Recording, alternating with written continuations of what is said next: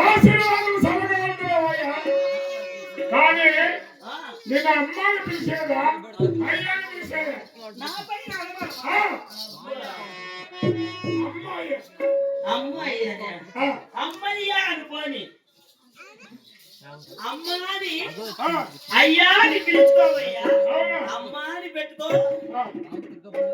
కానీ నేను ఎవరు ఇచ్చాడు కారణం ఏమేమి అడగొచ్చునా టైం అయింది తీసుకురావాలి సరిగ్గా